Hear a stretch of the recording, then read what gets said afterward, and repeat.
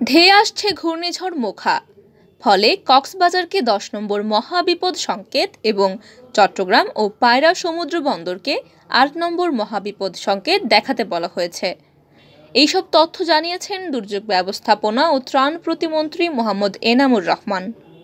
শনিবার মন্ত্রণালয়ের সম্মেলন কক্ষে ঘূর্ণিঝড় মোখা সংক্রান্ত প্রস্তুতি বিষয়ক কর্মসূচির বাস্তবায়ন বোর্ডের জরুরি সভা শেষে তিনি সাংবাদিকদের এই তথ্য জানান। তিনি বলেন, গতরাত থেকেই কক্সবাজার এবং চট্টগ্রাম জেলায় বিপদাপন্ন জনগণকে আশ্রয় কেন্দ্রে আনা শুরু হয়েছে। সবচেয়ে বিপদের সম্মুখীন সেন্ট মার্টিন দ্বীপে অবস্থানরত মানুষের নিরাপত্তায় গতকাল সর্বাত্মক ব্যবস্থা নিশ্চিত করা হয়েছে। সেখানে অবস্থানরত অন্তত ৮৫০০ মানুষকে সর্বোচ্চ জলোচ্ছ্বাস মাত্রার সুপার সাইক্লোন মোকাবেলায় সক্ষম ৩৭টি অবকাঠামোয় নিরাপদ আশ্রয়ে নেওয়া হয়েছে।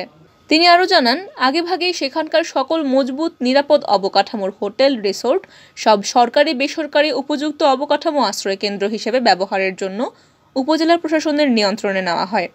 এরপরও প্রয়োজনীয়তা সাপেক্ষে সেখানকার মানুষকে উদ্ধার করে টেকনাফে নিয়ে আসার জন্য বাংলাদেশ নৌবাহিনী ও কোস্টগার্ড প্রস্তুত রয়েছে। অতিবৃষ্টিতে পাহাড় ধসের ঝুঁকিতে থাকা চট্টগ্রাম, কক্সবাজার ও বান্দরবনের সংশ্লিষ্ট স্থানসমূহেও প্রয়োজনীয় প্রস্তুতি গ্রহণ করা হয়েছে।